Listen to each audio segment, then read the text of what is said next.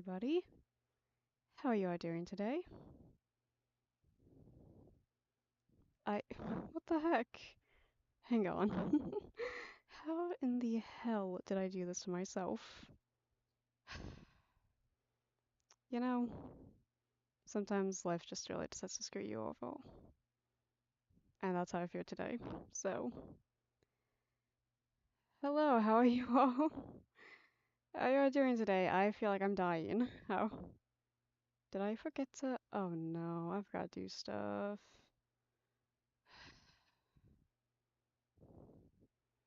But how are you all today? I having a good day, and I hope you all having a good day as well.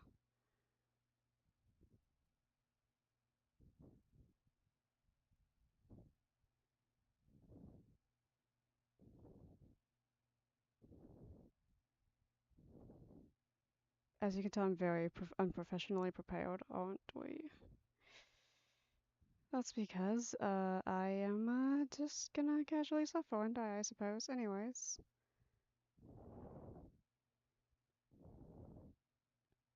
so are you guys? Am I like? Hang on.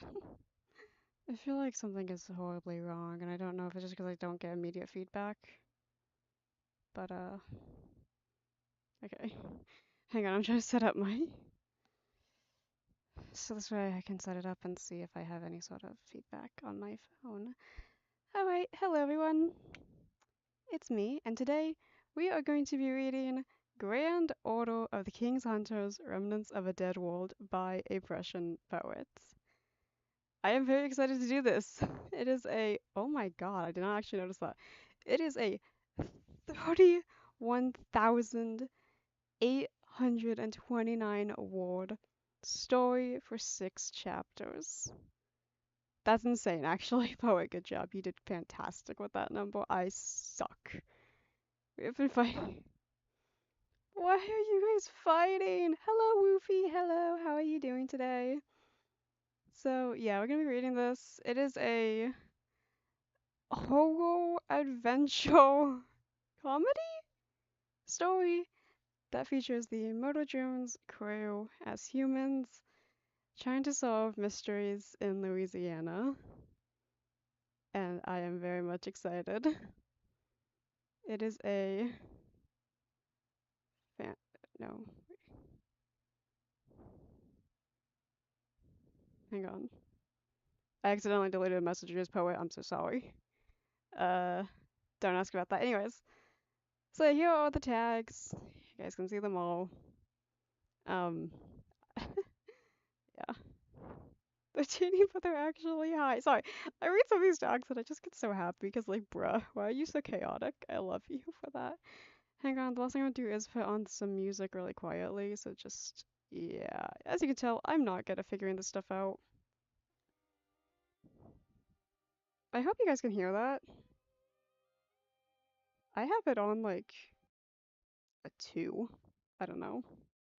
But yeah, so we're gonna be reading this. I actually read part of this on stream at my debut, but I'm gonna be reading all of this again, so I hope you guys enjoy it. Again, I really have liked the story so far. I love trying to guess what is going on. Say hi back. Say hi to your mom, Gabe. I tell her hi. Let's get started.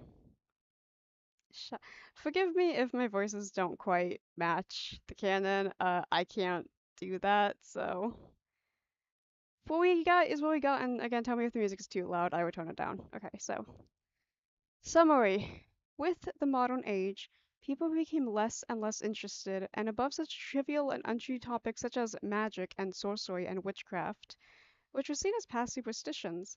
After all, such things as magic never bother the common man, so why should they care? This was useful to the governments of the world, who were content on keeping the arcane and divine contained to prevent chaos. Despite this, however, witchcraft did occasionally bleed into society and cause problems, mainly through ghouls and ghosts. The motives of the Heron High Prom, the Camp 98.7 Ghoul Massacre, the Eldritch Battle of the Atlantic, It's a constant fight to keep the horrors of the divine at bay. And it's a fight that this group is always at the front of.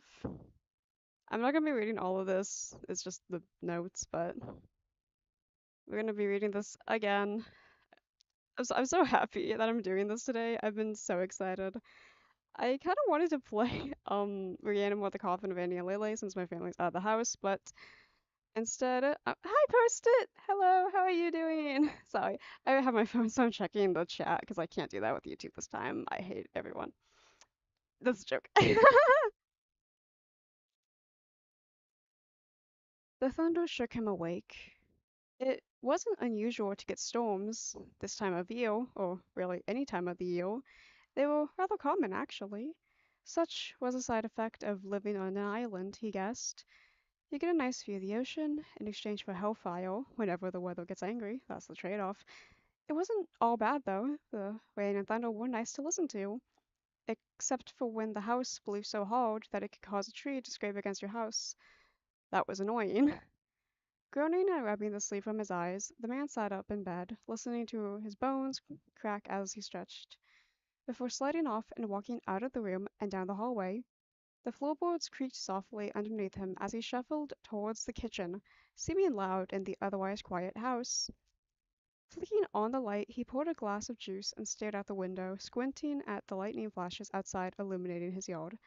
Ah, there it was. One of the tree branches was pushed right up against the house, dragging across it in a sweeping motion and making that irritating screeching noise. He watched it glide back one way, only for the wind to push it back across, repeating the cycle. His eyelids twitched as the screeching grew louder. On one hand, he wanted to go outside and just cut the damn branch off, sorry, so he could go back to sleep. On the other hand, he really didn't want to go outside. He was 5'3". He did not want to be blown away by the wind. Besides, after the recent disappearances, he was content to stay inside. Cracking his window open to let some cold air blow in, he scanned the tree line of his property. Sadly, he couldn't see his garden from here. Such a shame. Lightning flashed again, briefly illuminating the hill in the distance and the structure atop it. The screeching of the branches grew more annoying. The man lived near the old fort atop the hill, only about half a mile away from it recently. Tourist spot. People constantly went out to see it, though it had been closed recently thanks to the storms. Sometimes he'd get folks coming by and asking him about the place.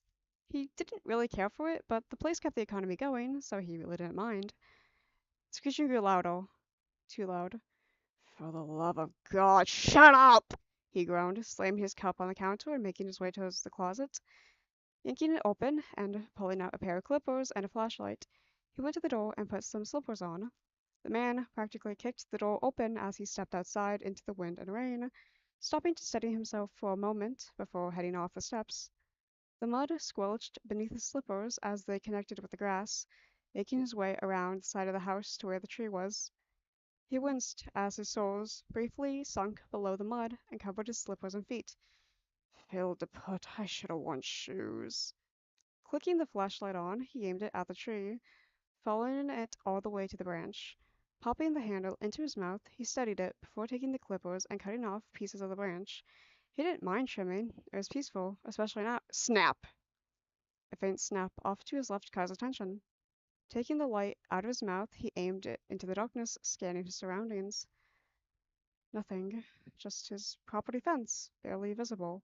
It was probably just a rabbit trying to find shelter in the storm. Taking a moment to make sure, he turned back to the branch and kept trimming. It didn't take long, only about a minute to get it all done. Once done, he sighed and leaned down, grabbing the broken limbs out of the mud and throwing them into a small pile. He could probably bring these down by the river in the morning and let the beavers use it. Actually, now that he thinks about it, the beaver population here went extinct like 30 years ago. Oh well, a stick pile wasn't going to hurt nobody. Crack. Another one. That was loud and not a rabbit. He shined the light back. Still nothing. There were wolves on this island. He's seen them a few times, and they rarely come around, so why would they be here? He didn't own sheep and or animals, and they really shouldn't be bothering him. Sorry, a notification went off and I had to check. Then again, if the wolves were starving, would they really care about that? The man decided to go back inside. Keeping the light trained on the fence line, he began walking alongside his house, back to the front door. Damn wolves. They've always been causing issues lately. Apparently, they attacked some woman's daughter one night. The poor girl was so scared that she didn't even recount or say what happened. Hopefully, the rangers on the northern side of the island can get their heads out their ass and handle the snap, snap, crack, crack, snap, snap! The rapid sounds of branches crunching beneath something cut through the air straight into his ears, and a strange, unfamiliar, primal feel enveloped him. He never ran faster in his life. The door slammed shut behind him, and he locked it in place. What was that? Those weren't wolf steps. Those were too loud to be wolves. That sounded like a bear or something. Shit! There were black bears on the island, damn it! Scraping around the front door caught his attention. Quickly running into the closet, he yanked it open, dropping the pliers in there and rummaging through it. Where was his gun? It should be! He brushed against the corner of the barrel and grabbed it, pulling it out. The man knew he should be safe in his house, but he wasn't taking any chances with a barrel. Pulling out the shotgun, he pulled the top down. A break action with one barrel wasn't exactly the most ideal weapon, but it was a weapon. Popping it closed, he turned to face the door. Hey! Go away! Black bears hated noise and stuff that seemed bigger than them, right? He could do that. Whistling, he kept the gun trained at the door. Go away, you damn diable! The scraping noise stopped, leaving only the wind and thunder and rain outside causing noise. That and his breathing. He didn't move though, he just kept himself trained on the door. The man wasn't going to take any chances. How strong were black bears? He wasn't sure, but if it was still a bear, it could break down the door. Still, there was no noise, no scraping or breathing or growling, just the natural sounds of the outdoors. Cautiously, he lowered his gun. Maybe it was just a couple of deer running around. They did have a habit of wandering into random areas and being curious. Hell, he remembers one walking into his living room after he left the door open on accident before it swiftly left. Damn, what was he even thinking anymore? The world felt fuzzy for some reason.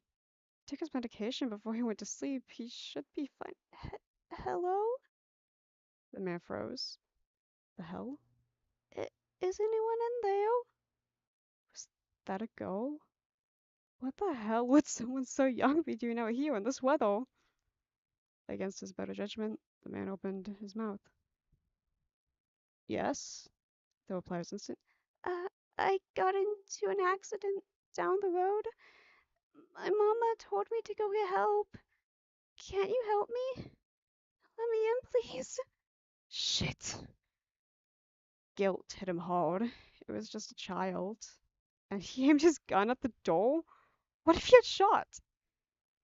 That was what was running at him out there. A child. Scared and alone. God, he was such an idiot. He needed to stop and actually look for once.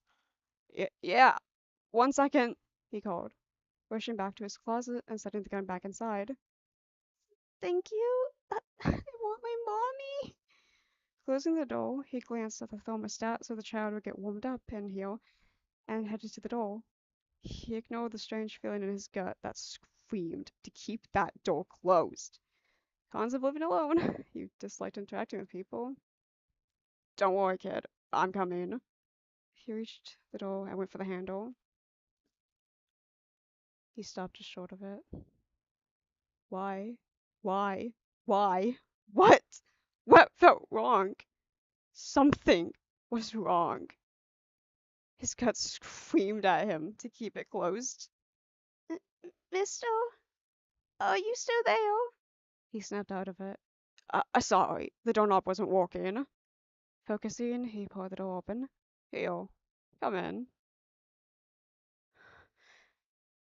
Thank you for letting me in. The thunder and wind drowned out any noises inside the house, all while the lightning reminded everyone on the island of the lonely fort that sat on that hill. So that was chapter 1, the prologue, actually. And when I first read this, I was so excited. I was just like, this is so cool, cause like obviously it reminded me a lot of episode 7. Hang on, I'm gonna drink some water. And with Sin, and I just was like, oh, that's so cool. My okay, so as it says right here, we actually kind of all walking out on a similar idea of the Motor Jones crew going out and solving mysteries in different parts of the world, both Louisiana. Poet went a lot more on like a more fantastical aspect with the name of the island and all of this, while I went with a much more simplistic version. Uh, Even our chapters kind of start with like a lone person seeing something they shouldn't, and I don't know, I thought it was super fun. So I'm so excited to keep reading this. Again, sorry if my voices are not that good. I will be doing my best. So, class is dismissed. Get back to work, ye Yanks. With autumn and swing and college classes ending early, Uzi and her 3 friends can finally take a break and relax. So long as no murders happen on the faraway island, of course. Again, I'm gonna just scroll through the notes. I'm not really gonna read this, but if you want to read it, it's on AO3. Again, Grand Order of the King's Hunters, Remnants of Dead World by Oppression Poet. Read it yourself. Just do it. Even if you watched this 1,000 times, go read it. This is a good story so far. I have faith in it. So, tick, tick, tick, tick. Gosh, that clock was annoying. So then I said to him, well, what are you gonna do to. Hey, quiet! Throwing a crumpled up piece of paper in their directions, Uzi sighed and shook her head, as a few of the students snickered. Before long, they went back to quietly whispering and disrupting the others around them. She just rolled her eyes and went back to grading tests. Wrong, wrong. How did he fail basic math? Wrong. Right. Shocker. Wrong. She muttered, finishing it off with a 9 out of 23 and "You need to go back to elementary" written at the top before adding to the stack and grading the next one. If you had told 14-year-old Uzi that she was going to grow up into a college professor who gets paid 85,000 a year, she would have stomped her feet and yelled, "Bite me! I'm not gonna become some freaking college narc!" while ranting about her next anime project. Oh, how the times have changed. Now she is a college lackey. Well, she's not just a college professor, but the school system didn't need to know that, did they? Writing 1921, great work. At the top of her other test, she glanced back at the room. Everyone was mostly quiet, just doing their work, reading, or doing whatever they did nowadays. Today was a quiet day, which was relatively surprising, but not unwelcome. She didn't mind it either. If it gave her time to do her work slash go crazy with anime in peace, then she would take it. Well, not the anime part, as Uzi got a stern warning from her father the last time she wasted a lecture going on a rant about Yojo Senki. Stupid dad, always ruining things and getting caught making out with mom in the teacher's lounge. Sorry, side note. This reminded me a lot of my English professor. She was always going on rants and stuff. Like, not rants, but just like rambles. And I hated that because I love English. It's my like favorite subject. So eventually I had to drop out because she kept doing that. And I was like, I'm not learning anything. So I wouldn't mind if a teacher went on a rant about Yojo Senki though, because that show is kind of interesting, you know? It's a like historical fantasy war anime about a little child soldier, and she is so fun. Sorry, back to the story. Her eyes drifted to the clock. 3:32. So close to the end of the day. The purple gremlin looked back down at the sheets of paper below her, marking off the last test, setting it in the pile and leaning back in her chair. She closed her eyes, allowing darkness to envelop her for just a brief moment. Today was a slow and tiring day. She just wanted to hang out with her friends and sleep. It was the weekend, and the next month or two would allow her to be completely free of work. The possibilities were endless. Also, she hadn't even eaten lunch yet, and gosh, was she starving. Get the gang, go eat, mess around, then head home. Her plan was set in motion, and neither heaven nor hell could stop it. Yawning quietly, her thoughts drifted as she wandered and wandered. Okay, so maybe sleep would also be a part of her plan. A round of snickering made Uzi peek her eyes open. Ah, seems like a couple of students were snickering at the projector screen, which was now showing a drawn image of her in a very short skirt. Nothing unusual. Wait, what? Her eyes shot open, and she nearly stumbled out of the chair trying to turn it off. She barely managed to turn it off, only after a fierce battle with the hand over drawer that threatened to pull her skirt off. She had shorts on underneath, so nothing bad would happen if they came off, but fear of embarrassment and pride ignored that fact. Once that was handled, she shot up and glared at the class. Who did it? Huh? Which? The bell ring saved them, as nearly everyone bolted out the door and screamed, "Hey! Get back here!" Unfortunately for Uzi, her 5'4" self could do little to stop the mess of college rascals escaping from her judgment. By the time she got to the door, they were gone. She followed them out and glared at the 19-year-old college hornbags who were running for their lives. Frickin' kids. You better hope your parents don't murder you once I tell them about this. Bite me! Evidently, her threat did little to deter them, and not a single one turned back to apologize as they exited the campus building. She crossed her arms, grumbled, and walked back into the class to her desk. Uzi just began packing her stuff. Frickin' weirdos. Make it out of their own teacher. I'm gonna give all of their parents a car soon. Show them who's the top bet here. Making sure the lights were turned off, Uzi locked the classroom door behind her, giving it a foam pole to ensure it stayed shut, and beginning her long journey to the end of the hallway. She shoved her keys into the purse and approached a vending machine in the hallway. Reaching back into the purse, her hands wrapped around her wallet, pulling it out and opening it. 3, 4, 5, 6, 7, $70. Uzi muddled, making a mental note to head to the front desk to pick up her check later. She pulled a couple dollars from the wallet, stuffed it back into her purse, and stopped in front of it. There was water and stuff in the teacher's lounge, but she was craving something that wasn't water and the weird fake food that was not tofu fad in there. She assessed her options wisely, looking over the numerous 9 choices and deciding which one to get. 3 had been out of stock since 2 years ago. After mere seconds of agonizing debate, she clicked lemonade and inserted a few dollars. Now having to wait for the dying machine to get her drink, the purple-haired gremlin leaned against the wall and opened her phone. 4 messages! 2 from Sick as Hell Mom, 2 from football. Naturally, she clicked on her mom's post. What does Nori sound like? What does Nori sound like, you guys? I can't remember. Sick as Hell Mom. Hey, Alice's kitty is babysitting. She's offering 200. Not that she asked you. I'm stealing that 200 and leaving Bo with Con. Also making lasagna tonight. Love you. Pretending that she's still an angsty adult, she's above being a teen. Huzi rolled her eyes happily and sent back a thumbs up. Before she could click on Thad's, she instantly got a reply from Nori. Say I love you back. I'm not reading that out loud. Not until we get to the coffin. No. I'm selling you. You mean putting me up for adoption? No. I'm gonna sell you for $400,000 and use the money to buy a bunch of baby toys because me and Colin are gonna make you a big sister. Ew! Don't test me. You're so gross. Don't come home tonight. You would not be able to sleep. Bite me. Oh. I forgot about that. No. Oh, poet, buddy. Don't make me read this out loud with my own two. Poet, don't make me read this, poets. None of you clip this out of context, I swear to God.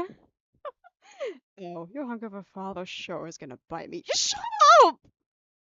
Quickly backing out and briefly putting noise messages on silent, Uzi tried not to throw up and glanced at the machine. Still no lemonade. Right. She grumbled and opened Thad's messages. The first message was a photo of Thad and Sin at the beach. She was pretty sure this was a 2-week-old photo, but she didn't care. Football. She is the queen of the sand, and Sally and I am the king of the ocean. We will rule the world! Uzi just stared. And they wonder why some people think the two of them are dating. Uzi muttered, putting her phone away and rubbing her eyes. So I'm gonna enter the story. This reminds me of the That's it. He's a sand guardian, god of the sand. The sand and quivers before him. Fuck off! Fine, so thank you for that, poet. I adore that. At long last, her lemonade fell from the machine, appearing before her and saving her from the unholy things she had just seen. Snatching it up, she practically tore the cap off and guzzled half the liquid down, swallowing and reattaching it. Continuing her walk, she counted the numbers down, rationalizing that this would somehow make time go faster, and should be finishing up with clearing out his room, so that's good. Approaching the room, Uzi strained her ears. Oh, those voices? Pausing outside of 204B, she pushed the door open. I cannot do N's voice. Only Michael Kovacs can do that, so I'm like, I don't even know what to do for his voice, actually. Should I just go with the generic Nord voice? I'm so sorry, Michael. Nobody sent him this. Nobody sent him this. Nobody said any of the VAs this, or I would kill you. We can see here the abnormal battle wounds and injuries on just these four skeletal fragments alone prove that the theory that Allosaurus fragilis was not a pack hunter like once thought, but rather a solitary hunter that regularly got into scuffles with members of its own kind. See what paleontologists thought as pack hunting was actually uncoordinated mob tactics. When one predator starts the hunt, it draws the others in. Sure, they work together at first, but once the prey item actually goes down, they quickly begin infighting to feast. It's why many bone sites show Allosaurus skeletons with wounds from its own species, not the initial prey item. It had only been a few hours since she last saw him, but every single time she goes into this classroom and is always rambling. Izzy sat there at the door, utterly bewildered as Anne went on and on to a very tired and annoyed class, watching him right away on the board without taking a single breath. But it's understandable why some would get these two confused because Nathan, who was interrupted, calling out, and paused and looked at her before he was hit. Hi, Izzy! How are you? He asked innocently, smiling widely. Dude, school ended more than 20 minutes ago, Uzi said, gesturing to the clock. Anne's eyes followed her arm to the clock on the wall, taking a full 10 seconds to analyze the time. After said 10 seconds, his eyes shut open and panic set in on the poor idiot. Oh, biscuits, I'm so sorry. Class is dismissed. Please leave your papers at the front. Remember that once this break is over, you'll have an exam and have a good day. He sputtered out, shutting the projector off and trying to clean up his mess of a desk. With a rush, his class shot up from their seats, leaving their papers on his desk and rushing out the door. A few of the nicer students muttered, "Thanks, Miss Uzi," on their way out to show their gratitude for saving them. She just nodded and allowed them to leave. It only took a minute for the students to file out, leaving the classroom empty besides Uzi and Anne, the latter busy erasing the board. She glanced at his desk, a mess of papers and pencils, and grumbled as she walked over and expertly pulled it all into one pile. Untrue. Uzi would never do this. She's not that organized. What happened this time? Uzi muttered slightly, stacking them together and sliding them next to his stuff, and just chuckled and scratched the back of his head. I was talking about dinosaurs. And how did you become a professor? I'm talking about dinosaurs. No, that's not what I. Shaking her head, she handed Anne his papers and went back to the door, stepping inside and waiting while scrolling through social media. After too long of a time, the golden retriever in human form emerged from the room, flipping the lights off and locking the door. Sorry about that, he muttered, chuckling embarrassingly as he shoved his hands into his pockets. Nah. You're okay, dude. Actually, no, you're not. You need help. Your addiction to dinosaurs is concerning. Uzi said, punching his arm lightly. Says the anime woman. Bite me! And laughed a little, quietly humming to himself as they began walking. Uzi made sure her notifications were turned on and pushed her phone back into her pocket. Lies! Women don't have pockets, poet! Side note, I once was watching a video and I saw this dude, I forgot what channel it was on, and he had like a giant, like, Halloween-sized bag of candy, and I'm not joking when I say he put it into his pocket. Wildest thing I've ever seen. Why can men do that? She popped the cap off and took another swig of her drink, kicking one of the lockers in boredom. Where are we headed? She questioned. Oh, the teacher's lounge. I'm hungry, he answered, his stomach grumbling to emphasize his point. As if agreeing with his belly, her own stomach gave a small growl in response. Uzi glared in embarrassment as Aang giggled, and she contemplated decking him before deciding that Jay would do that for her and mess up. Jay mentioned it only took about 2 chapters, poet. That's a new record for you, I think. I'm sorry for bullying you on a live poet. I just have to. He would get retribution for that. He would get retribution soon. She was assured on that. Aside from that, they kept walking, occasionally glancing around to see what vaguely interesting thing they could find. Even if they had walked this hall 100 times, there was always something to see. Except now, for some reason. Ugh. So, you think we'll be clear for the next 2 months? No walking, just relaxing? He asked calmly, breaking the silence again. Absolutely. This month better be freaking good, or I'm sicking sin on whichever idiot decided to cause trouble. Uzi spat, putting her fist in the air briefly to show the world that she was not to be messed with. I've got it, my side. We know. She paused, though, and stood on her tippy toes to push her fist higher, before standing on her soles and speeding up to catch Then. Poor whichever idiot, said N solemnly, nodding along. Teacher's lounge. At long last, the two rounded the corner and came face to face with the door to the teacher's lounge, their paradise away from home, marked in fancy letters. And it was locked. Come on, man. Uzi groaned, fishing her keys out and struggling to find the right one. Freaking damn it, who made the facility keys look the same? N coughed, causing her to glance at him. Cautiously, he pointed at the bright green key labeled TL dangling from her chain, hidden only by her mash of random keys. Bite me, she grumbled in annoyance, grabbing it and unlocked the door. It's okay, Izzy. I miss things as well. And hopefully added, besides, you're smarter, so you're allowed to make mistakes. That ends. And. And. But the teacher's lounge now open and followed Nathan's gaze to whatever was keeping him silent. She quickly understood. Right in front of the open freezer sat crouched the two other of their friend group, Nathan's little sister and one of her old friends. Based on the fact that their mouths were full, the spoons in their hands, the open ice cream container, and the locked door, it was safe to say they were caught red-handed. Was that her ice cream? I get that. Hey, Cindy, Anne said, waving politely. Acting as if there was nothing wrong, the green-eyed boy pointed a finger again while the girl just stared and kept eating. What's up, dudes? Hello. Calm. Wave. Oh, I completely missed. We're gonna ignore that. I completely missed that. I'm so sorry. Hello. Calm. Wave. Said a muddled mouthful, giving a wave back. Anne was happy to see them. It was always nice to see his little sis, and Thad was a kind dude. Uzi was not happy to see them, especially with what they were doing. My ice cream? Get over here!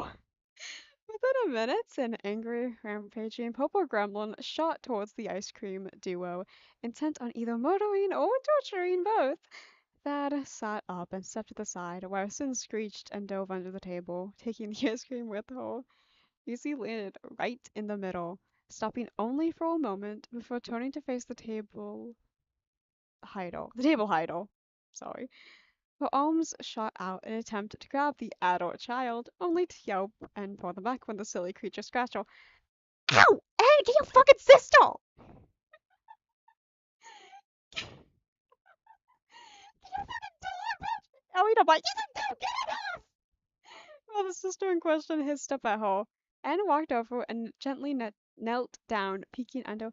Hey, Sunny. Did you come out of— Ow! That's not very nice! I was interrupted as the ankle biter swatted his hand and hissed. He pulled back and rubbed his red hand, giving Uzi a patting like, You're human on a cat, you idiot! Uzi yelled, preparing to flip it. She grabbed the edges, lifted with all her might, getting the table exactly nowhere off the ground before dropping it in angle. Proof Uzi Dolman has no bones or muscle.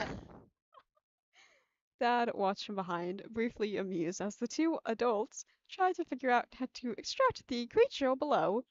After 5 seconds of contemplation, he chuckled and stepped forward, gently pushing Uzi aside. Please, allow me, he offered, cracking his knuckles. Want upsies?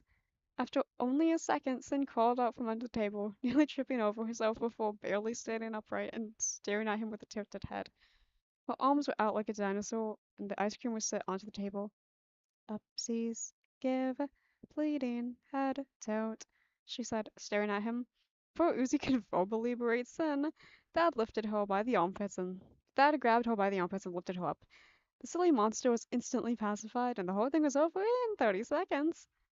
Upsies solve everything, said the blonde, whereas Sin stared at the others with a I can't do it. The little three expression on her face. I found it adorable, and Izzy still wanted to punch her. Hey, yeah, that's cool, but my ice cream? Uzi yelled, pointing at the open ice cream container that was half eaten and slowly melting. Ed glanced at it. Huh? Oh, so I wanted payback, and I was hungry. He explained. Payback? For what? Apparently, you stole her mango ice cream. He said, shrugging. I'm not doing that's voice correct. We know this, don't we? Uzi opened her mouth but couldn't find the words as she took a moment to think. Oh, right. A few days ago, she was tired and took a bucket of ice cream from the fridge, thinking it was hers. Damn it. Uzi just grumbled and crossed her arms. Bite me, she muttered, looking away in anger. He sat Sin down and took a seat at the table, giving a stretch as N took it upon himself to put the ice cream back. Uzi took a seat, followed by Sin, who hopped up next to Thad. Ill behavior. So, how did all of how did all your guys' days go? Why is that so hard to read? I'm okay. And my ice pack is moved somehow. And asked, closing the freezer and pouring herself a glass of water. Not much, just graded tests. The purple one said, popping out her lemonade and downing the rest in one gulp. Sighing in contempt from the drink. Contempt? I guess that's the right word. In the situation, she tossed the empty bottle into the trash, silently applauding herself for getting it in one go. After the amazing shot, she dug through her purse and took out a pair of headphones, attaching them to her ears and phone and flipping through her songs. Once finding a good one, she slipped the phone into her pocket and closed her eyes, kicking her feet onto the table. She had already forgotten that she came here to eat. Thad leaned in his chair, tapping the finger with one finger to pass time. I had the day off, so I just rested, he replied. I scared a man for asking if I was lost. Mischievous laugh, Sun said, propping her head up and gently tapping her hands together to keep them from twitching. After only a second of uncomfortable jitters, she glanced up and tapped Thad on the shoulder, looking at him unexpectedly. Unexpectedly. Do you mean unexpectedly? Without needing to ask, Thad knew what she wanted and moved his hands within her grasp. She pushed her cheek into his arm as a thank you gesture, then pulled his hand up and popped his finger into her mouth, gnawing and teething on it while Uzi looked away in slight disgust and annoyance. This came from a running bit we kind of had of like Sin teething like a child. It's like a random little thing that we have going on. I don't even know when it started, but I adore it. So yeah.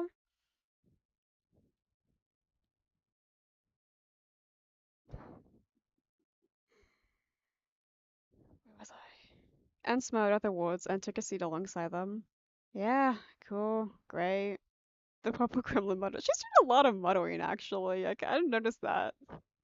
Shifting in her seat and scratching her chin. It's finally over. We can relax. At least until we get called for another job. That said, pulling his finger from Sin's mouth to wipe it off. She pouted until he gestured to her body, to which she simply nodded and rested her head on the table. And checked out those words. So, hopefully not. I agree with Lucy. I hope we can just relax this month. Kinda getting tired of the constant work, he added, taking a sip of his water and glancing out the window. Autumn had arrived not too long ago, which meant near perfect weather, for him at least, but it also made traveling a pain, which meant harder conditions for him and the others. The last time they drove in autumn conditions, they ended up in a ditch, and Thad had to carry Sin 16 miles to a hospital. That was a very worrying day. It's also just worrying in general when you're in a completely new state and you don't know where the hospitals are. Not that I have experience with that, but I almost did. I almost did. fail, Cindy muttered from her spot, yawning quietly. Dad gave her a pat on the back and she gave a small paw. Susie gave a small and lifted her headphones. Nothing's gonna happen this month. I can just feel it. I'll be nice and calm. I can finally walk an animating like I wanted to and fix up that sick as hell bike. In truth, nothing was going to stop them, but more specifically Hall, from taking this month off. What's the worst that could happen? A ghost? The clock on the wall gave a small chime, signaling 4:30. Ah, finally. Uzi was the first to get up, stretching in halfway to the door. I'm done. Fucking all food. Later, dweebs. Bye, Uzi. And waved, and he quickly followed. Bye, Bad. Bye, Sin.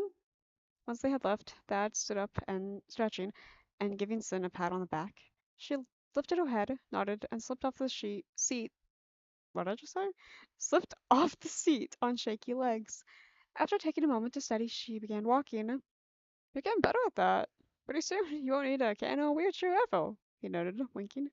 Thanks, Sin responded, following him into the hallway. Thad gave a in response and sat outside the room. Once she had exited, he locked the door behind them and kept walking. You want to go straight home, or do you want to stop anywhere? Dad inquired, humming softly. Sin thought for a moment. Just to the apartment. I'm tired. Got it. Bet it is. Ding! Ding!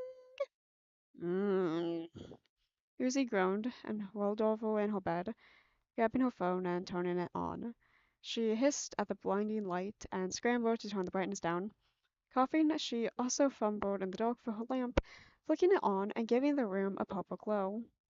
After another moment, the sleeping beauty found her water bottle and took a drink. The cold liquid relaxed her and it allowed her to open her eyes more. Now, adjusting to the lighting, she opened her phone and checked the notifications. 4 new messages. Izzy processed this information over a course of a few seconds and clicked on them. Boss. Meeting at 9:30 a.m. in the morning. New assignment has arrived. Requested members are as followed. Uzi, Nathan, Thad, and Sin. I am not doing an Aussie accent. Class is dismissed. Back to work, Yanks. Oh, work. As in their job. Not the college job, not any freelance gigs or her animating aspirations.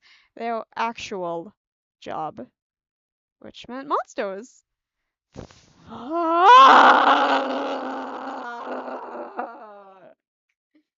Groaned at the purple gremlin. She glanced at the time. 4:12. Well, at least she got to sleep a little bit longer. That's the end of this chapter. So, I'm gonna read this out loud just a little bit so that way you guys get some general ideas of who they all are in this fic. So, they were at college, obviously.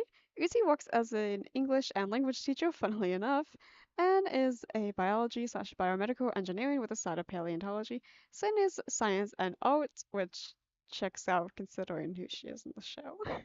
And Thad is a social studies/history as well as international business with a hint of Jim Rowe. Whether or not this will come into play is unknown. I doubt I'll incorporate it though. Don't ask why they work as college professors if they're so young. Khan is indeed the principal, nor is the secretary. You can see why they're married. The teacher was supposed to make an appearance, but I decided against it. He was too busy teaching criminal justice and how to get away with bribes. Oh no, the teacher is Kilorian Marlon. Oh, we're screwed. Somebody play Judgment of Corruption. I wrote a portion of this before kicking the Headless Horseman back into Hussey Castle. You're welcome. I ate a paper writing this. Lies and deceit. Paper tastes like paper and blood. Trust me on that. I have eaten more paper in my life than I should. It also makes me vomit, so I'm not gonna keep doing that. Thad and Sin are roommates in this fic. Sin wanted to move out of their parents' place and wanted to make sure someone could look after her, and Thad had the space. It is a one-bedroom apartment, and they alternate between sleeping on the couch and bed, or they alternated between sleeping on the couch and bed until the couch proved too harmful on Sin's back when she sleeps.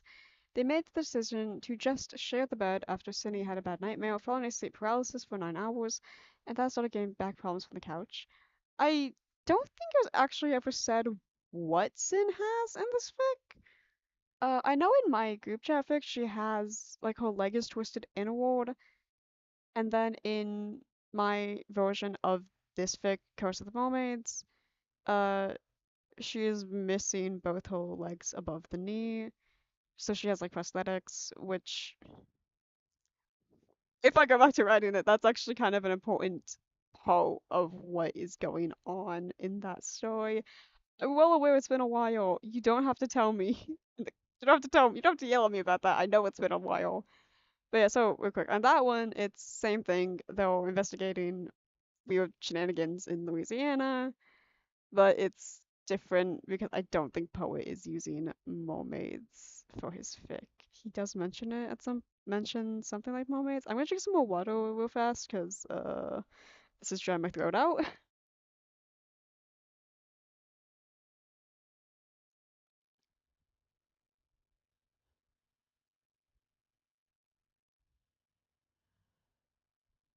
Teacher is corrupt AF, I bet.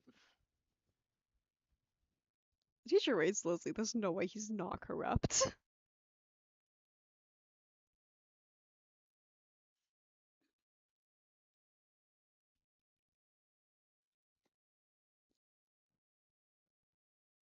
Chapter 3, Meeting adjourned. Early in the morning, the group gathers to hear whatever it is their boss wants. Surely Jay just wants to talk about their performance this year, right? I accidentally hit the spacebar with my headphone thing. I'm so sorry. Okay.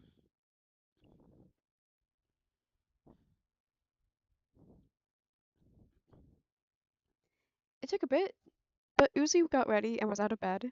It was 4:30 a.m. and Jay sent another lovely message telling them to ignore the 9:30 and that the meeting was actually at 5:15 in the morning.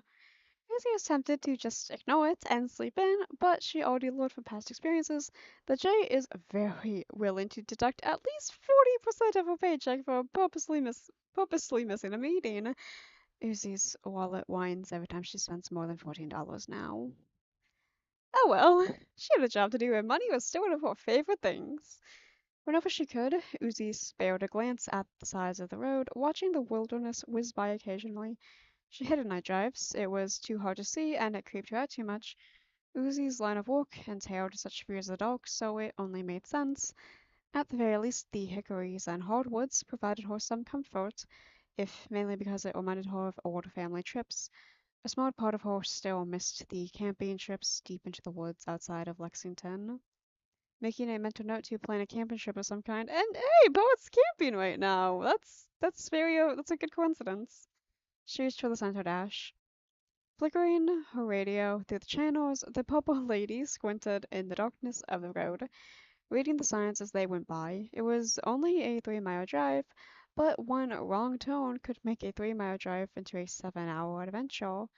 And learned that after turning down the wrong road one night and ended up 17 miles into Connecticut. Uzi still remembers the disappointed look Jay gave him when he showed up to the meeting the day after it happened. Where is the damn weather channel? There. Smacking the dash lightly, she brushed a band of purple out of her face and hit the radio. Miraculously, it landed the right channel. Finally! Unfortunately for Uzi, the weather channel seemed to be dead silent, along with nearly every other channel. Radio stations must be down again, nearly the fourth time this week. Of course! Why should it work? God forbid something actually works in this godforsaken state. She could see a damn thing at this darkness either. Fuck! Did she miss the exit? Pulling over to the side of the road, Uzi clicked on the overhead light and opened the glove compartment, fishing her phone out and pulling up her weather. 41 degrees out with a 60% chance of rain. She should have brought her jacket. You didn't feel that when you went outside, girl, are you? Uzi's on everything but the kitchen sink, I feel. Glancing at maps, she let out a sigh of relief when she saw her exit just up ahead, the next right even. Glancing back to ensure nobody was coming, she pulled back out onto the road and continued down it until she saw her exit. Why the hell didn't she do that before? Whatever, it doesn't matter. Her phone pinged again, and Uzi did her best not to check the notifications, probably just another text from Jay. Hopefully, and then the others got waken up by Jay's text as well.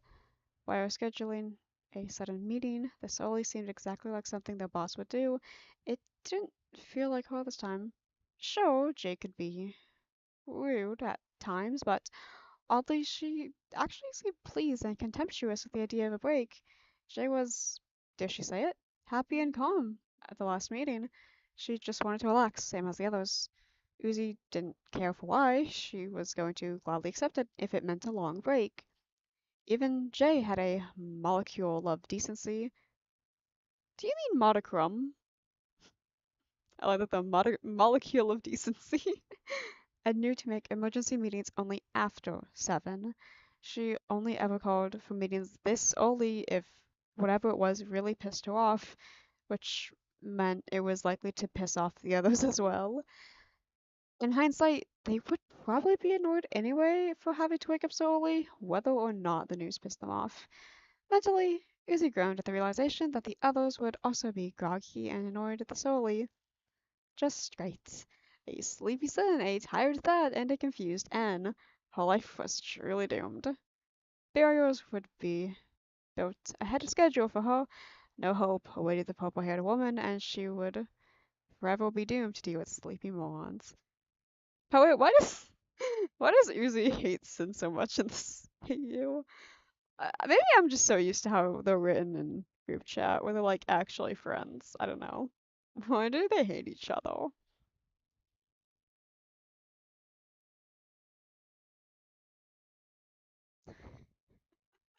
Jay mentioned twice in the first paragraph. What a lucky guy. The lights flooded at the small redo. The floodlights of the small complex slowly came into view as she drove over the top of the hill. It was a sight she had seen a million times over. Little more than tall hardwoods stretching for miles, lit up by the parking lot lights. But it was a sight she always hated, yet loved. It was beautiful and nice to see, but it also showed where she was walking, which sucked. Hang on. Why did she even take this job if she hated it so much? Setting aside her own stupidity, Lucy pulled to a stop at the gate leading in. Security buzzed down and a scanner to her left, patiently waiting. Reaching into her glove box once more, Uzi pulled out a small badge and held it up. After a few moments, it beeped and the bars opened up. She drove through, glancing back to make sure it closed before properly pulling into the closest parking space at the front doors. Once parked, and buckled and got out. Uzi took a quick glance at the parking lot, scanning the cars. Aside from her own car, Jay, Tessa, and Nathan. Why does she keep calling him Nathan? The narrative switches between Nathan and N, and like, there's no explanation for this unless I missed it. So I'm not saying that's a bad thing. I'm just like, why is that? Like, sometimes I feel like I critique fanfics like the actual books, which is bad. I should not do that.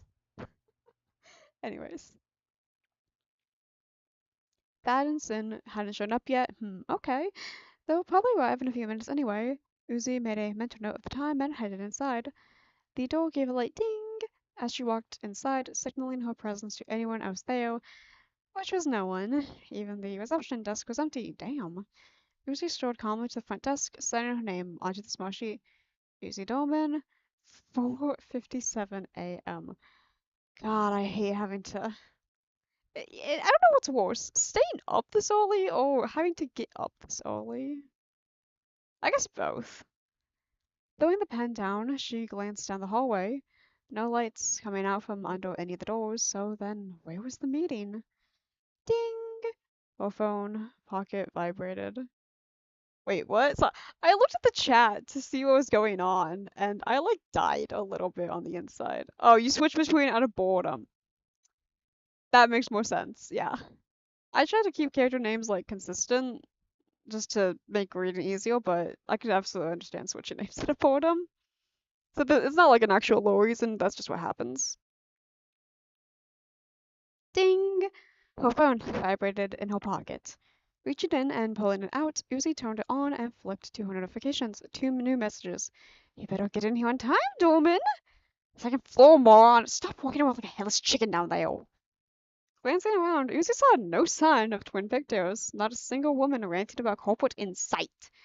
After a few minutes, she decided that Jay was an omniscient being that could see everything and made her way into the second floor.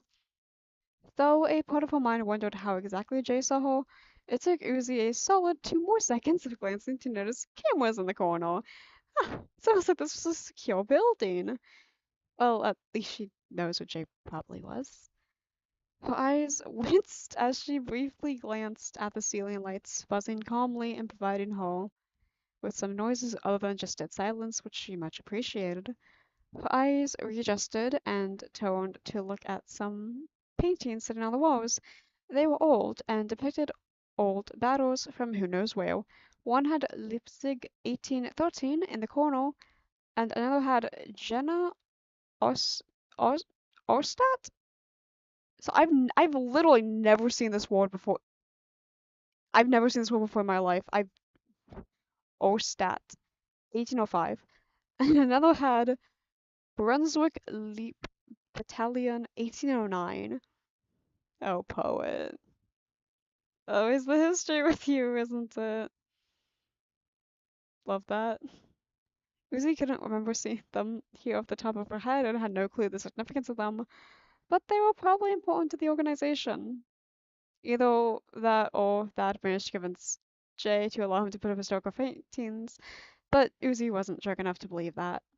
Stepping down onto the second floor landing, she walked off the stairs and took only a single glance down the left hallway. Barely illuminated itself. Wait, no. Light barely illuminated itself from a door near the end of said hallway, and a small shadow passing under it confirmed that this was the meeting room. So Uzi forced her tired body to move towards the door, ignoring the small part of her mind that screamed at her to just go back and go to bed. She pushed past it and paused outside the doorway. Taking a single deep breath, Uzi pushed the door open and stepped aside, closing behind her. A brown-haired woman hummed softly as she scribbled down in her notebook, writing out her thoughts as they come to her. She's on her fifth cup of coffee at like 5 in the Chomele, but this was at 5 in the morning. And she pauses to glance at what was written.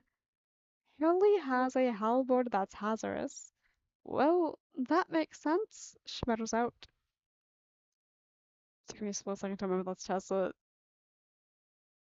I'm not gonna do a poor Aussie accent because Steph Carthos put so much energy into making Tessa a character and like voicing her, and I just don't want to slander that. Not slander. I don't want to like ruin that. Sin is the only character I actually feel confident voicing. A creak emits from the door, and Tessa glances up to see Uzi walk in and shut the door behind her. She smiled and closed her notebook, and I just kind of noticed that the tense changes a lot, and I do think that does need to be fixed because I don't know if it's supposed to be in present tense or past tense, which that's not. I'd say that's actually somewhat important. So if you could find some time to edit that poet, that would be helpful just because that makes it easier to kind of read. She smiled and closed her notebook, pushing it aside and taking a sip of her drink. Oh, we're here already. Well, there'll at least be another couple of yonks before anyone showed up. Jessie chuckled, yawning slightly and patting her mouth for a moment. Sorry, I'm so tired as well. That was Southern. What? Why did I make her Southern? She's Aussie. The purple-haired woman before her, Lucy, glanced. We know who this is. Sorry, I'm critiquing this like it's an actual published book. Shouldn't be doing that. Before Uzi glanced around the room before planting her eyes on Tessa. The others? Ines, Dad, and Sid aren't here. She asked. Oh, Jay is taking. She's gonna be Southern. God damn it. Jay is taking a phone call in the other room, and Nathan went out to use the toilet. My bad. She holds her hand over her mouth for a second before lowering it. It's just stares at her dumbfounded. Uh, okay then. Taking a seat at the other end, Uzi glances at the time, mentally checking that it's 5, and scratching her neck lightly. Knowing that it's going to be a while before the others show up, she gets comfortable in her chair and closes her eyes. For all of 2 seconds. So, what was the last mission like? Her eyes pouted, darted. to look at the green-eyed woman at the other end of the table, now staring at her with an interested expression. Huh? Well, what was the last machine you buggers went on like? I was sick. She's gonna be southern. I hate this. What does Tessa sound like?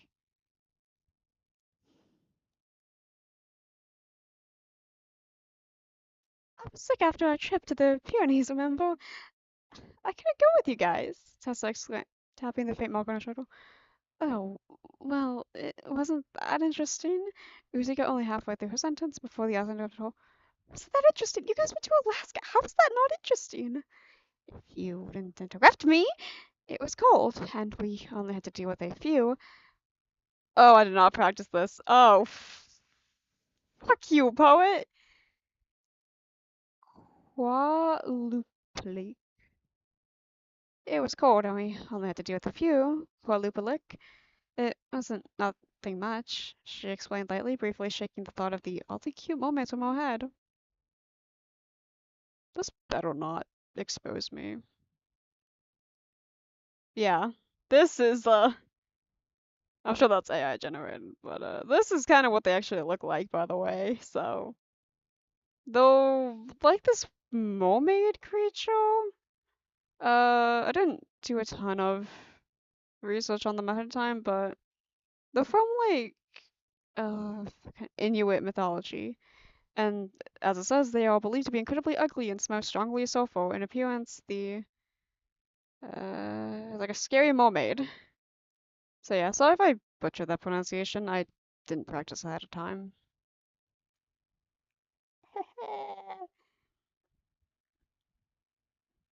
Well, it's better than the Hiwans of where I'm sent to.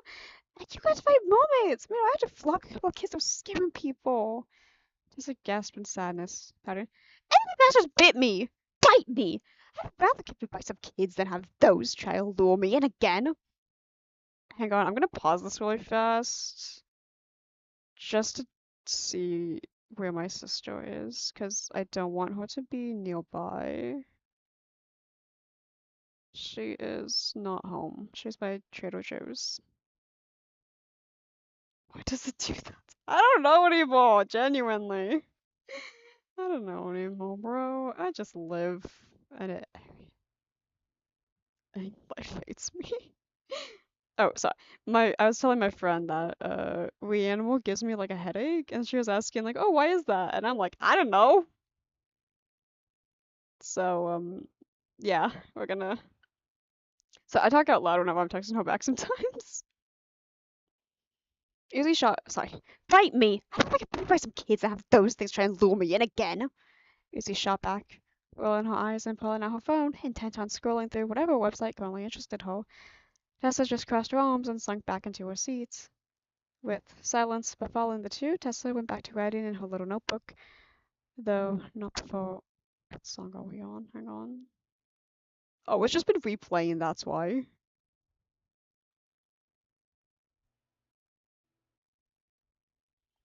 Though not before refilling her now empty coffee cup at the nearby machine. Once properly filled with caffeinated liquids, she wrote her mind away. Some made sense, some of it was random, and the rest was unreadable. Perfect, just how she liked it. Not really, but she pretended she did. I understand that. Despite how uncomfortable silent moments like this could be, she didn't actually mind it. The silence gave Tessa more room to think properly, and she'd take sitting in a room with a workaholic friend and her posse rather than sit in a room with her parents any day of the week. At least they were back in Australia now, so Tessa didn't have to worry about them at the moment. Sure, they'd be back by the end of the month, but it was the thought that counted. Adding a period and moving a space down for another paragraph, she let out a soft hum and kept writing, occasionally clicking her mechanical pencil for more lead.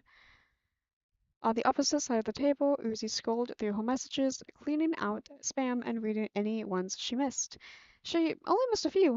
One from Noi, ranting about some weird crab art of her that Uzi made when she was younger, and the rest from old clients checking back in. She briefly contemplated texting them at 5 in the morning before deciding against it. She had standards, after all, and she wouldn't want to be woken up from a good sleep either. Sadly, she was. Her ears perked up slightly. Thanks to the silence, Uzi Could hear Jay's voice faintly through the walls as she talked to whomever over the phone. On one hand, Uzi didn't want to intrude, but on the other hand, it was kind of funny to possibly overhear your boss spilling secrets. After only a few moments thinking, the purple-haired woman leaned over to listen better. Cost trip. How much? Rather expensive and far, we're not sure. I know. Alright, fine, I'll see how much. Just faint words was just faint words were all she could overhear, but was she okay, so poet? I'm pretty sure this is slightly grammatically incorrect, so just letting you know.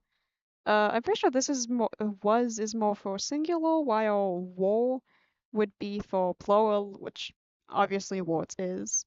Not saying you have to fix that, just letting you know, just so you can do that in the future. I am an English major for a reason. But what she did catch made her slightly groan. They were all so tired from the Alaskan expedition, and another long journey would be immediately protested if that was the case. Uzi's back still occasionally ached, and had minor sleep issues because of the time zone change, and Sin's leg problems got worse thanks to the cold, according to Thad. As interesting as it would be to investigate some new place in Europe or Asia, they were too tired. No jobs, only vacation, please and thank you. Aside from a few random words that made no sense to her, Uzi could make out nothing at all. It was going to be a job anyways. She just hoped it would be simple at least. A calm pair of footsteps echoed in the hallway outside, and only moments later the door swung open calmly before closing shut. Tessa glanced up and got the skitty expression that told Uzi who it was. Oh, welcome back, Nathan, Uzi muttered. Hi, Uzi. I see you're already here. How was the drive? And asked using that happy-go-lucky tone as if he was already excited about waking up so early. Well, to be fair, he probably was. Didn't take much to excite him. Spectacular. I hit a deal. What? Kidding. Oh, driving in my car right after a review.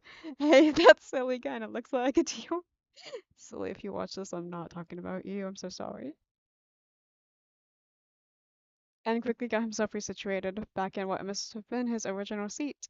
Now with a cup of coffee and a biscuit with sausage, egg, and cheese. Disgusting. So I do not like half it. No. Not that's just me being a sorry, I just thought it was funny. Even though he had apparently used the bathroom and still got more food. That makes sense. Izzy didn't really care, she was used to it. And softly hummed. A lot of people are softly humming, poet. God damn. I also tend to use the same word, so not gonna say much, but and softly hummed to himself, tapping his fingers against the table as he scanned the room, eyes darting to anything he found interesting as he devoured his food. They had been in this room a few times at least, yet he still found something new each time. Another similar concept. How many how many new things are added to this room, my guy? What the hell? That was hardwired into him for some odd reason, though it was a particularly niche yet useful skill, she could guess. Lord knows how many times they would have missed something if not for. Actually, no, Thad was the one who mostly noticed stuff now that she thought of it, not N. Nathan was the one who hated artifacts. Lucy just now realized that N often noticed the most obvious things. How did she not even realize that? Oh god, was she infected with this too? How's a disturbing thought for another time? Lucy exited out of her messages and opened up her notes, double checking them to make sure she didn't have anything important before being interrupted when the door swung open. Uzi didn't even have to look to know who it was based on the sound of the shoes alone. Then, of course, she started talking. Got it. That's horrid. Have you let me run down Let's before ya? She talked into her phone with a small French Canadian accent. I'm not doing that shit, poet. I ain't doing that shit. I can't do accents. Pretend I pretend I am, please. I don't even know the difference between a French accent and a French Canadian accent. Walking alongside the table and to the head of it, standing behind her, goodbye. Turning her phone off and facing it down on the table, the twin-tailed boss calmly set a folder alongside it, opening it up and pulling out a few documents. She silently organized them, staring deeply at each one while ordering them in specific categories, and stood with slight interest, attempting to glance at the papers, but backing off when Jay smacked his hand away to prevent a mess. After a moment, Tessa stood up and attempted to help her with whatever they were doing. I'm like 80% certain this isn't gonna end in justice, so no one get your hopes up. It's not even a quieted Yori, it's just not Yori this time. That's a joke, nobody. Poet, it's fine, you don't have to. I don't know why I'm so like, don't be mad. It's common, just used to it, I guess. After a few minutes of this, Jay stacked the fires, the song ended, I'm gonna change it real fast. After a few minutes of this, Jay stacked the fires, adjusted her tie lightly, and cleared her throat. Seems you're all here, let's get. Hang on. Where's that and son? Now, properly looking around, Jay found no sign of the creature nor the football, just Tessa, the idiot, and the gremlin. Usually, that would have been here by now with Sin, until he was really late. She didn't hear any talk of sports nor history in the hallway, so they probably weren't here yet. Oh, for God's sake, did anyone see the cars in the driveway? She asked, eyes glancing among the other three. They all either shook their heads or lost no. Jay quietly rolled her eyes, annoyed at her subordinates for not being here yet. Should she have scheduled it so early in the morning? Probably not, but they should be prepared for instances like this, just in case it happened. So it's not her fault. Still, they need to be here, and Jay wasn't going to sit around and hope they just got up soon. Ugh, I'll call them, she muttered out, grabbing her phone off the table. Typing in her password and clicking on her phone icon, she scrolled through her contacts till she landed on Thad. Tapping it, Jay held it to her ear and waved her other hand. You guys do whatever you want till I'm done with this, she said, walking into the other room and closing the door behind her. Uzi and Anne stared at each other for a moment before glancing at each other.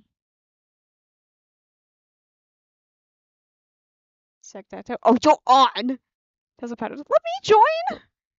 Dreams were an odd thing.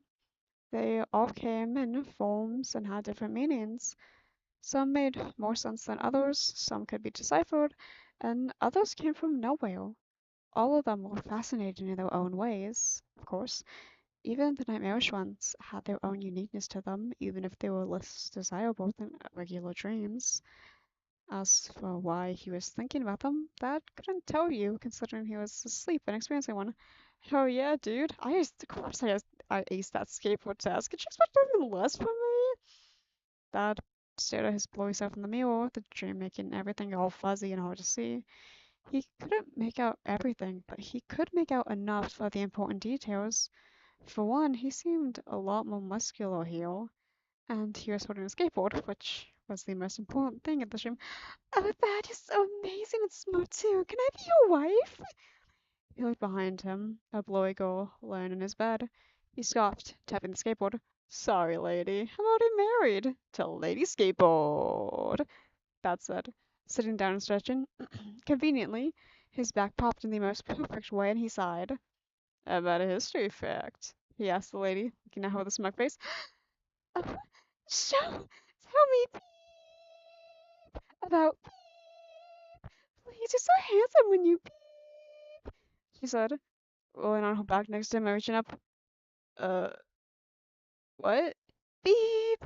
You know, you're so beep, she whispered, brushing against his arm. Why are you beeping like that? He, he questioned, utterly confused. Part of him wondered if he was dreaming, but that wasn't true. He was natural at skateboarding. This couldn't be one. Beep! Your phone's ringing. Uh-huh. Wake up. Okay, this is. Wake up! You got a job to do, idiot! She spat, finally getting close enough to reveal herself. Two silver pigtails practically materialized on her head, as well as formal clothes that randomly covered her now. Not that he. That randomly covered her now. Not that he realized the nakedness before. Thad! Horn dog! The very hot woman now suddenly resembled his boss, and Thad was unsure if that made it worse or hotter. What? Jay! She put her hand back and gave him a firm slap across the face. Oh god, I love this bit.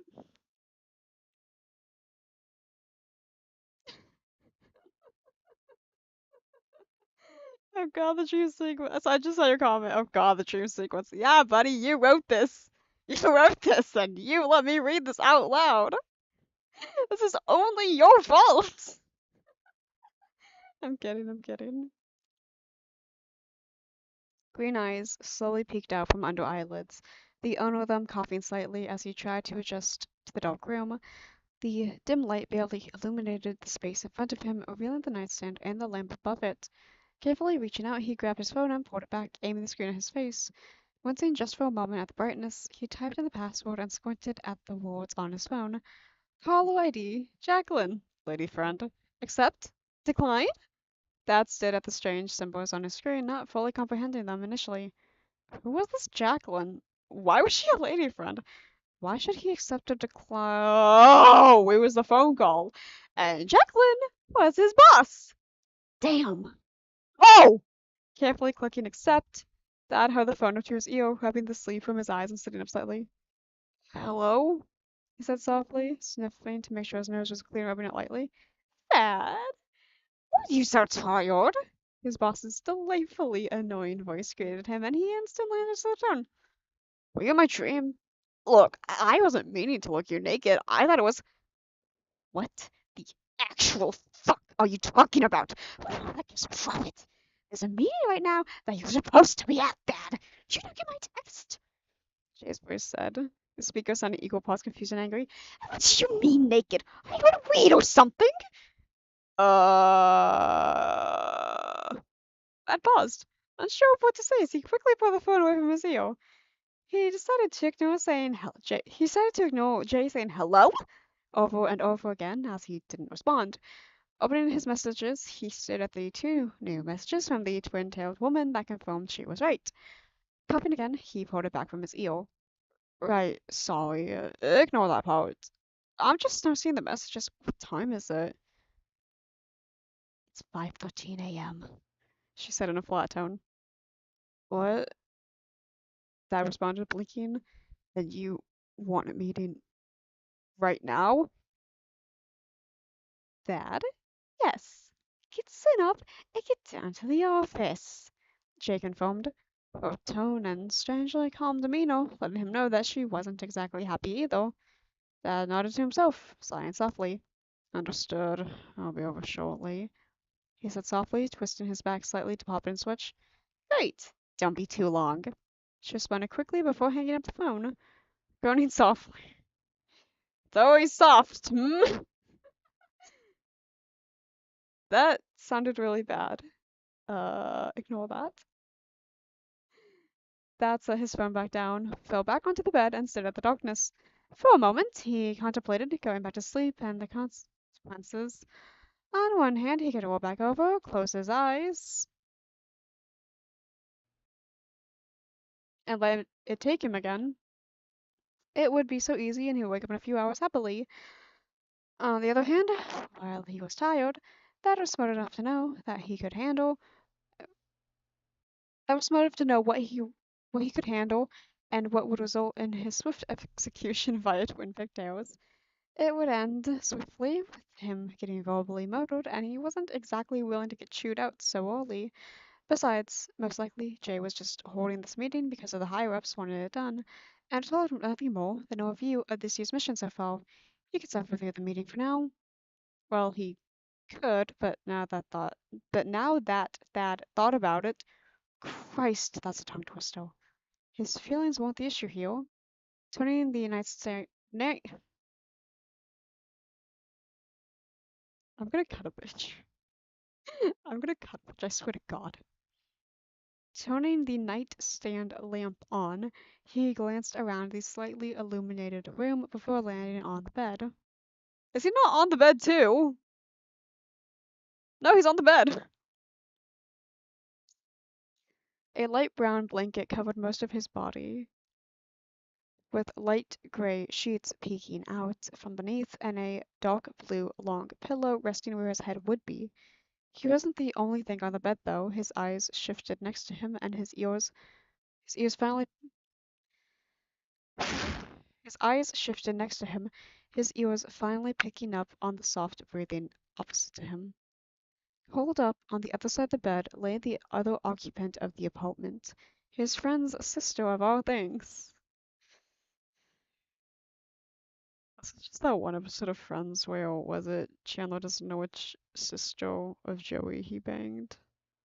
Which of Joey's sisters he banged, or whatever, made out with? Except not, because I don't think they screw heel.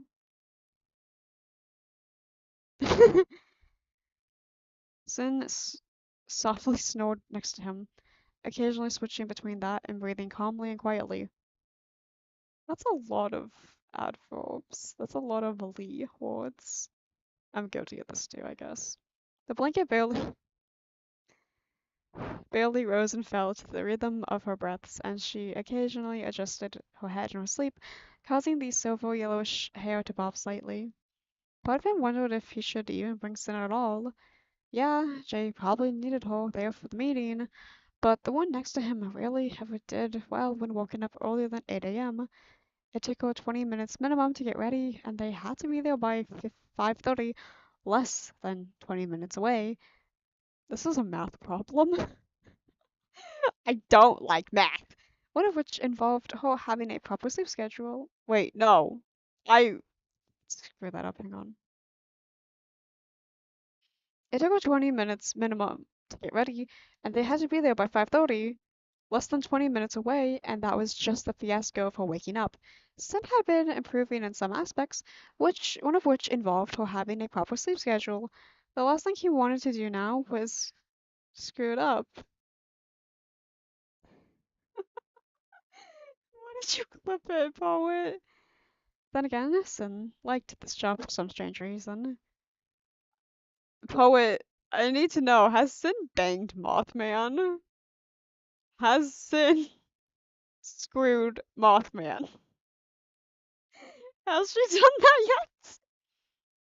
I need to know this now. This is actually vital. Like, this is very important. I need to know.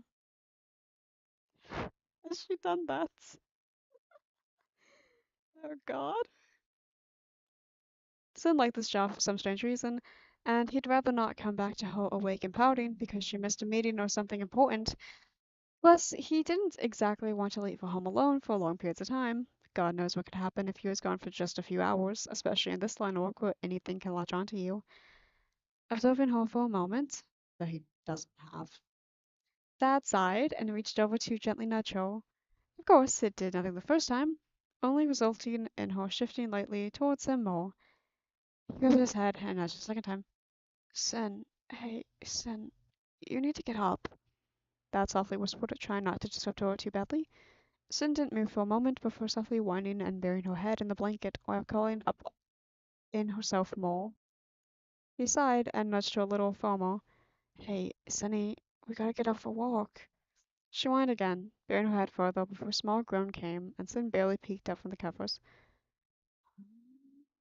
Her soft voice came first, followed by her eyes barely peeking open at him, the neon yellow squinting as if he had stolen her from her perfect home. Changeling vibes, she's a changeling, fight me. Hey, we need to get up for a walk, he said calmly, speaking a little slower to make sure she understood what was said. For a meeting there, we have to be there by 5:30. Her eyes stayed trained on him for a moment before closing and showed back over. Meow. Sin barely moved out, pulling the blanket overhead. Sleep. Sighing, Dad just nodded and pulled the covers off of him. You can sleep for 5 more minutes. I'll leave some folded clothes at the end of the bed for you while I get ready, and I'll start up some coffee and sausages. After not hearing her reply, Dad stretched his legs. But I didn't know you should answer that! Oh yeah, buddy, I think we all should be allowed to know if Sin has banged the Mothman. Side note, the reason I said that is because there actually is a Mothman romance story, and I haven't listened to the review of it, but just the concept.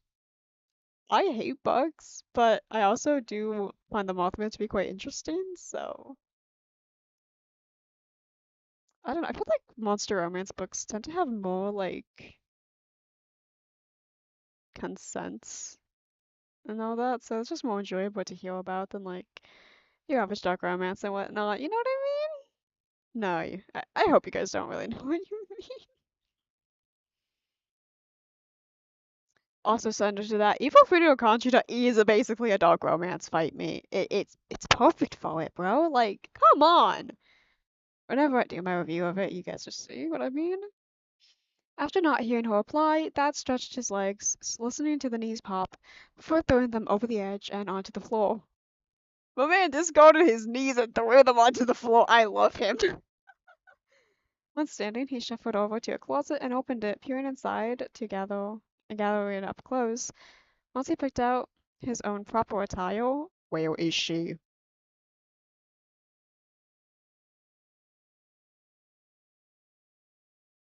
Where the hell is that? She's by Chick-fil-A. Is that close to where we are? Oh, yeah. Oh, is she moving? Sorry, keeping an eye on my sister again, so that way, if she did bang Mothman, the Mothman ended up scarred for life. That sounds right, yeah. I'm not telling. That sounds about right, yeah. Once he picked out his own proper attire and closed the cabinet, he held onto his own clothes and went to the other closet in the room. Reading through it, he took out some of Sin's clothes and kicked the door shut behind him before setting her folded attire at the edge of the bed. With that objective complete, he headed to the bathroom to change outfits. Locking the door and flicking the lights on, Dad waited for his eyes to adjust before shedding the pajamas and applying the fresh clothing. He paused for a brief moment to stare at himself in the mirror, calmly making sure he still looked normal before slipping the shirt over his head. As opposed to what? Deceased? The faucet was turned on, and after gathering a few more items, Thad brushed his teeth, flossed, and otherwise committed to daily morning routines. The cold water cleaned out his mouth, swishing it around and spitting out before washing the toothbrush. Putting it away, he checked his phone to note the time and headed back into the bedroom to get some up. Alright, Sonny, it's time to get up, he muttered, walking to her side of the bed and gently shaking her. What size bed is this? Like a king? There's no way it's like a twin, because I'm sitting on one right now and that's way too small. I'm sure she's like 1 inch tall, but still. As per usual, she whined and covered her head before eventually squinting her eyes open and staring up at that. Sleep. Nobody at Fitzy this. Actually, no, yes, somebody at Fitzy this. Just a random cat girl trying to imitate the creature. I had a really funny idea for a photo shoot with Sin, my Dino plush, where I just like, what if I just put her in weird locations in my house and just like, I don't know, Fitzy, your creature is doing things again. The job is one where you have to constantly make sure you're normal, not checking. It's a king. Oh, it's a king. Okay. I was like, what bed is this? It's gotta be a king, bro. Sleep. Sin whined out, pouted under the covers of the blanket. Trust me, I want to sleep as well, but we have to get up and go to work. He calmly explained, carefully pulling the blanket down below her neck. Sin softly growled at the nightstand light and attempted to bury her head back in the pillow. This failed, as Thad calmly rolled her over so she was looking up. Her eyes remained mostly closed, only barely open as she stared at the ceiling, then at him. Time? She asked. Nearly 5:20 in the morning. He couldn't even finish before she groaned and rolled back over once again. No, too early. Pouting again, he could make out her crossing her arms underneath the blanket thanks to the shifting. You know, not until I like started frequenting the r/minority women's subreddit, I think anyone could make this weird, but apparently you can. Which I I don't know why I'm pointing this out. My brain is scattered. I see one thing and then just like I don't know, rum dum. Taking a deep breath, Dad reached over slightly and grabbed her shoulder, turning her back over to face him. She just glared at him, her small face letting him know that she will bite and that it will not be pretty. I know it's too early, but we have to get up. I'll even make breakfast for you. How about the sausages you like? Sausages? Are we sure they're not no? Dad offered to her, hoping that would be enough to entice her. Sin contemplated his offer for all of 5 seconds before looking straight into his soul. Ice cream instead? She asked. Done. Dad instantly said, giving her a finger gun. Can you get out of bed on your own again? Nods. Yes, I can. Sin answered, moving her arms out from under the covers and stretching, her bones popping and cracking underneath the strain. She gave a soft yawn, reaching down to rub her eyes. He gave him a shoulder another pat and sat back up. Great. You have a fresh start of clothes at the edge of the bed, so I'll leave and let you change. You'll if you need anything, okay?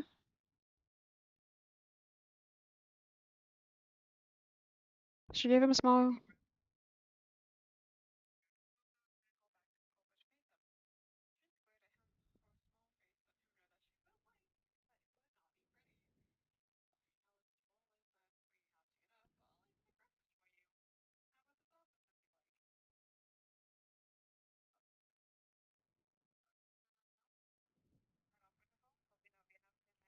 Sorry, I'm like just taking a short break real fast. My throat hurts.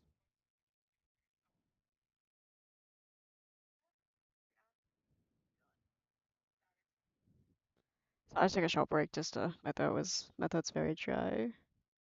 I think it's called ADHD or autism. I don't really know what exactly you're referencing the ADHD or autism, uh, like to post it, but if you're talking about autism and me, I do have that actually. I have autism. My sister has ADHD and OCD. We don't know how that happened, like genuinely, but we do. So where was I? Shit, where was I? Yell if you need anything, okay?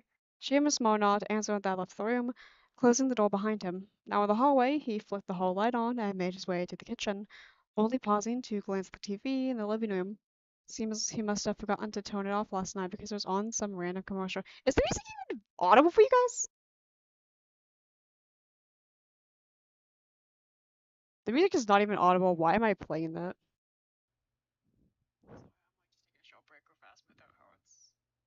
The music wasn't even audible. That that wow, okay. I turned it off because I was just the only one hearing it. Okay.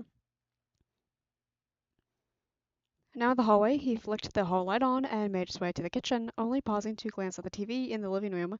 Seems he must have forgotten to turn it off last night because it was on some random commercial.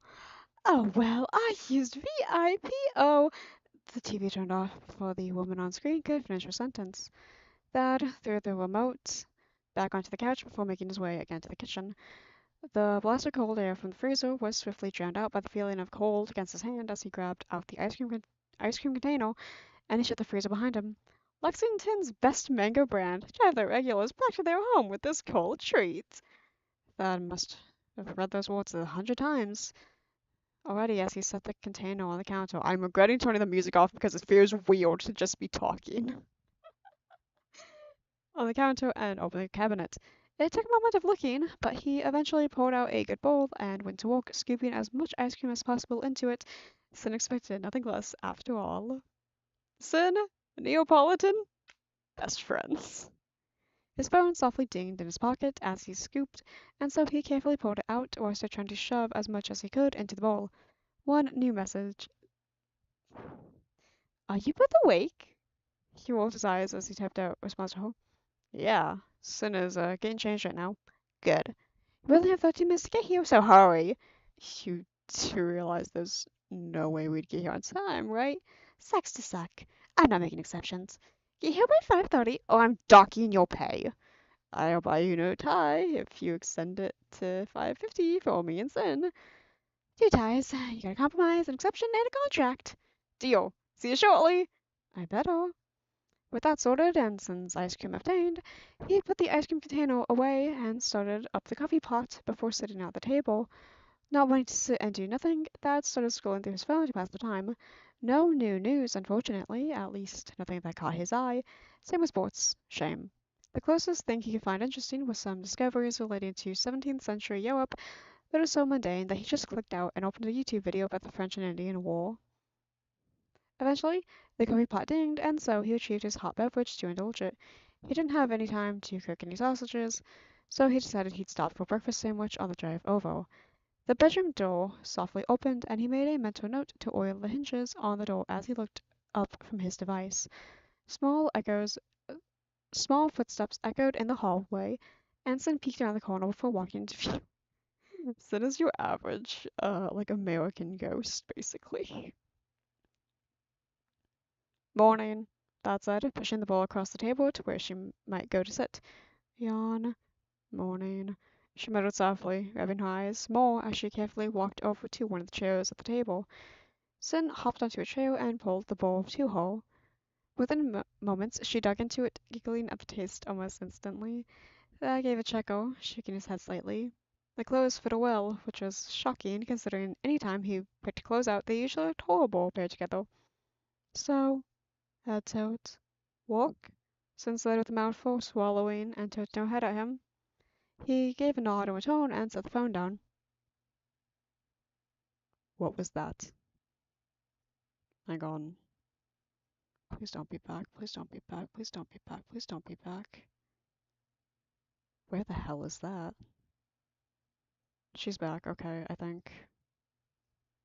I'll be right back. Hang on, guys.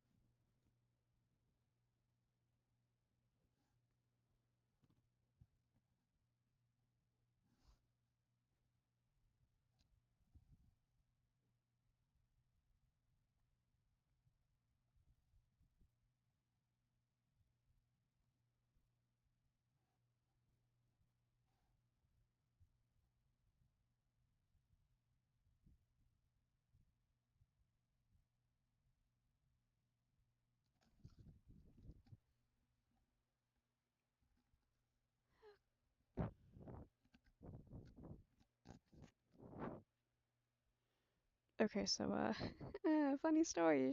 My sister is back. So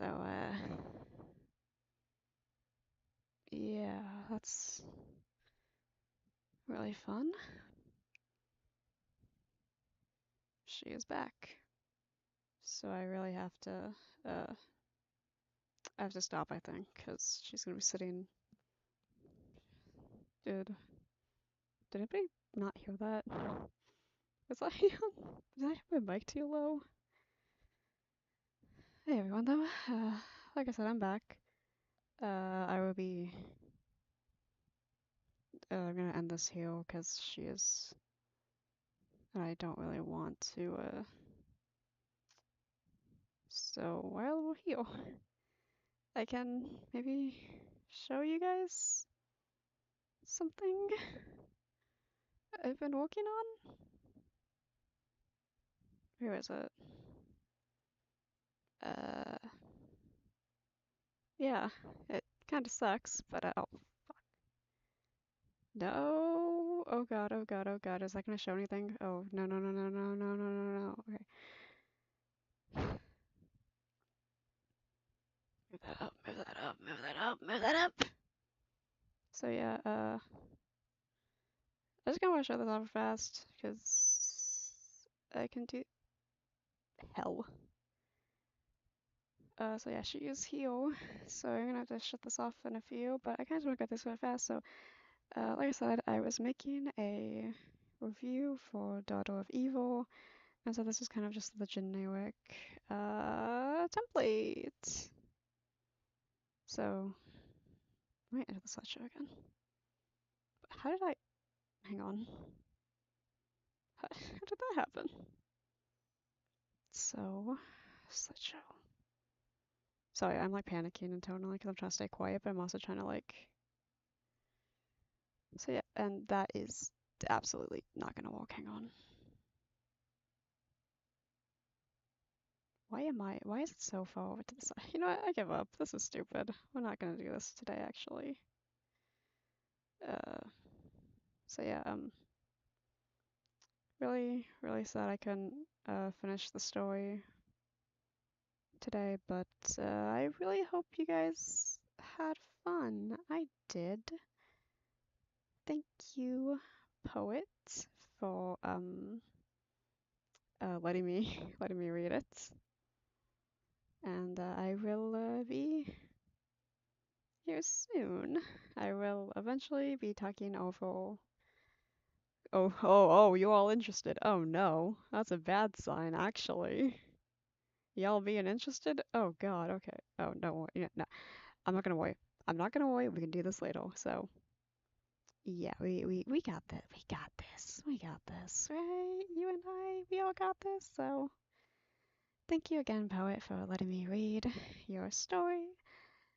I'm so happy that I got through most of it, and I've just had a really good time. Thank you all for being here. I am going to go chill until my parents get back, because then my dad and I should be playing a game, and I will also try to find a day I can play The Coffin of Annie and Lele, as well as Reanimal, because you guys already know this, I've finished the game. I'm so happy. I'm so excited. I want to play it for you guys. I should do it when no one's here, because I would be screaming.